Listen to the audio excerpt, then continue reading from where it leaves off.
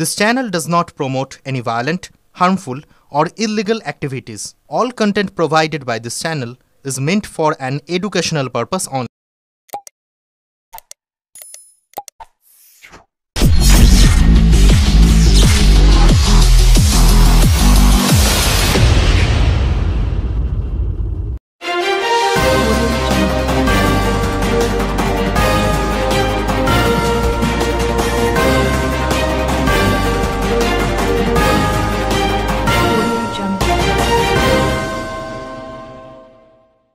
খো-খো বিশ্বকাপ জিতে বাড়ি ফিরলেন সুমন বর্মন।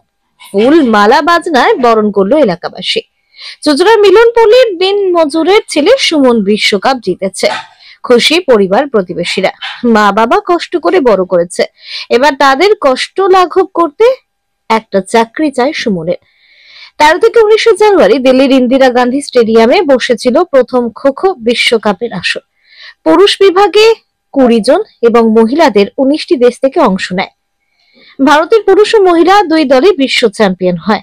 বাংলা থেকে হুগলির মিলনপল্লীর সুমন বর্মন সুযোগ পান। ফাইনালে তার পারফরমেন্স ভালো ছিল। তার পাড়ার ক্লাব বাঘাযতীন মাঠে জায়ান্ট স্ক্রিন বসিয়ে খেলা দেখে বন্ধু প্রতিবেশীরা। সেই সময় সুমনের দিনমজুর বাবা রামদেব কাজে ছিলেন কেরলে, পরিচারিকার কাজে মা সুজাতা ছিলেন কান্নায়। ছেলের সাফল্য তারা টিভিতে দেখতে পাননি, তবে শুনেছেন।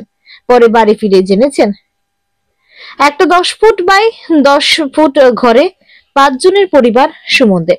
ছেলেকে ঠিক মতো খেতে দিতে পারেননি, সেই ছেলে বিশ্বকাপ জিতে ফিরেছে। খুশি বাবা ও মা। বিশ্বকাপ জয়ী সুমন চায় একটা চাকরি, পরিবারটাকে বাঁচাতে, যেটা তার খুব প্রয়োজন। ব্যুরো রিপোর্ট, আমার কলকাতা নিউজ।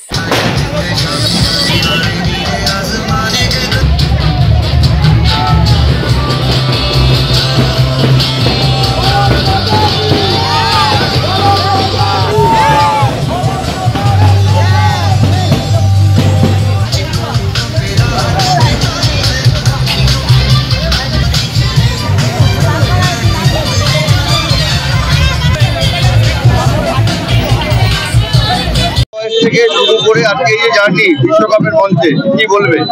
প্রথম কথা তো বলবো, এত তো রানিং করেছি, অনেক দূরে এগিয়েছি। মেন কথা এখন একটা চাকরি লাগবে, চাকরি দিলে খুব ভালো হয়। পরিবারের অবস্থা তো দেখতেই পাচ্ছেন, আপনারা দেখেছেন, বাড়িতেও গেছে। বিশ্বকাপ মঞ্চে সব থেকে প্রতিদ্বন্দ্বী কাকে বড় মনে হয়েছিল? কি বলবো, আমাদের মাঠে নেপাল সব থেকে আমাদের হার্ড টিম ছিল। ওদের সাথে আমাদের সব থেকে ফাইট খেলা হয়েছিল। পরিবারের সহযোগিতা কতটা ছিল? প্রচুর, অনেক।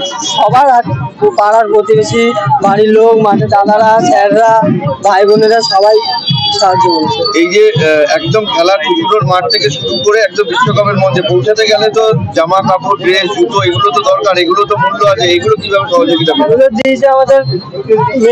দিয়েছে আমাদের বাড়ির পাশে শিবুদা। ও আমাকে, ওই দাদা প্রচুর সাহায্য করেছে আমাকে। যখন যা চাই তাই দেয়। আর স্যার যখনই যা চাই পাশে থাকে, যা চাই সবকিছু দেয়। আর অমরদা আমাদের যা চাই সবকিছু দেয় সবসময়। আর ননিদা, মনোজদারা যখনই যা বলি তাই দিয়ে দেয়। তুমি তোমার বোন দুটোই খো-খো প্লেয়ার, কোনো ভালো জায়গায় খেলে, কি বলবে এখন সরকারের উদ্দেশ্যে? কি বলবে, কি দরকার? দাদা বলবো, মাননীয় মুখ্যমন্ত্রী একটা প্রচার করেছিল যে যারা অলিম্পিক জয় করবে বা বিশ্বকাপে ভারতের সোনা জিতবে তাদের জন্য ডাইরেক্ট জিএসটি বা এসআই এর একটা জব দেবে। অন্যান্য রাজ্য যেমন মহারাষ্ট্র প্রত্যেক প্লেয়ারকে 2 কোটি 25 লাখ টাকা আর্থিক পুরস্কার দিয়েছে। উড়িষ্যা গভর্নমেন্ট 25 লক্ষ টাকা এবং এ গ্রেডে চাকরি দিয়েছে। কর্ণাটক গভর্নমেন্ট 80 লক্ষ টাকা এবং এ গ্রেডে চাকরি দিয়েছে। আমরা আমাদের মাননীয় মুখ্যমন্ত্রীর কাছে এটা খুব আশাবাদী, তিনি বাংলার মাটির ছেলে সুমন বর্মনকে ফেলে রাখবে না। তার জন্য জিএসটি বা এসআই একটা চাকরির ব্যবস্থা করে দেবে। এটা আমরা মাননীয়ার কাছে খুবই আশাবাদী। আমরা চাইবো আমাদের মিডিয়া বন্ধুর মাধ্যমে সুমন বর্মন যে বাংলার গর্ব এবং তার যে পরিবার, তার পাশে মাননীয়া দাঁড়াবে। মাননীয়া দাঁড়িয়ে তার পাশে একটা এসআই বা ডিএসপি চাকরি দেবে, যেটা তিনি কিছুদিন আগে একটা আর্টিকেলে প্রকাশ করেছে।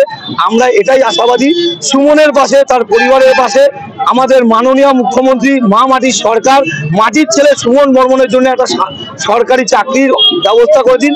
আমরা এটাতে খুবই আশাবাদী হব। আমরা তো উৎসাহী, কারণ হচ্ছে বাংলা থেকে আরো 5 জন ডাকতে এসেছিল, কিন্তু আমরা প্রথম থেকে আশা ছিলাম যে সুমন যেভাবে খেলছে সুমন অবশ্যই চান্স পাবে। কারণ হচ্ছে আলটিমেট খোখোতে তো একটা রিভিউ দিয়েছিল, সে রিভিউটা নিয়ে বেস্ট প্লেয়ার হয়েছিল, তখনই বুঝেছিলাম যে সুমন ইন্ডিয়া টিমে ঢুকবেই। সেই থেকে ইন্ডিয়া টিমে সুমন আছে এবং ভারত বিশ্বজয় করেছে প্রথমবার, মাটি থেকে ম্যাচ থেকে আজকে বিশ্বকাপে গিয়ে দাঁড়িয়েছে। সেটা বাংলার একমাত্র সুমন বর্মন নিজের কোমরের জুড়ে আজকে এই জায়গাটা করেছে, এবং আমাদের সিনিয়র যত প্রসিদ্ধ কাছে সবকিছু আসলে তাদের সহযোগিতায় এবং কমলেশ চট্টোপাধ্যায় এবং অপরেশ সরকার যারা আমাদের খোখোতে ধরে রেখেছেন বা খোখোতে নিয়ে এসেছেন। এই যে ছোটবেলা থেকে ওকে দেখেছেন, একদম ছোটবেলা থেকে আপনি করে পিঠে তৈরি করেছেন, মাওবাদীদের প্রশিক্ষণ দিয়ে তারা চাকরি পাচ্ছে, আপনার কি আশা যে সুমন একটা চাকরি হওয়া উচিত? আমরা তো অবশ্যই চাইছি সুমন একটা চাকরি পাবে, এই আশা আমাদের অবশ্যই আছে, এবং মাননীয় মুখ্যমন্ত্রীর কাছে আমরা বারবার আবেদন করেছি যে আমাদের সুমনকে একটা চাকরি যদি দেন তাহলে আমাদের মাঠে আবার ফুলে ফলে আবার ভরে উঠবে, যে বাংলা আবার যদি বলতে পারি ভালো চাকরি যদি পায় ভারত বিশ্ব সভায় আবার শ্রেষ্ঠ আসন নেবে। খেলাতে আরো উৎসাহ বাড়বে, অবশ্যই বাড়বে। আপনি যদি চাকরি পায় বাচ্চারা যে কোনো খেলায়, আগে মিডিয়ার প্রচার ছিল না, তো আপনারা যেভাবে প্রচার করছেন যে একটা জায়গায় গিয়ে সেটা দাঁড়িয়েছে, এবং আস্তে আস্তে সরকার যদি একটা হস্তক্ষেপ করে এবং নিচু তলা থেকে গ্রামের অঞ্চল থেকে যদি প্লেয়ারগুলোকে তুলে আনা যায়, প্রচুর প্রতিভা আছে, আমরা যদি সেদিকে নজর দিই না, যদি সেখানে একাডেমি করে নতুন নতুন ছেলেদের তুলে নিয়ে আসতে পারি, বললাম তো সে একই কথা আবার আসছে রবীন্দ্রনাথের ভাষায়, ভারত আবার জগতের সবাই শ্রেষ্ঠ আসন হলো। কি নাম?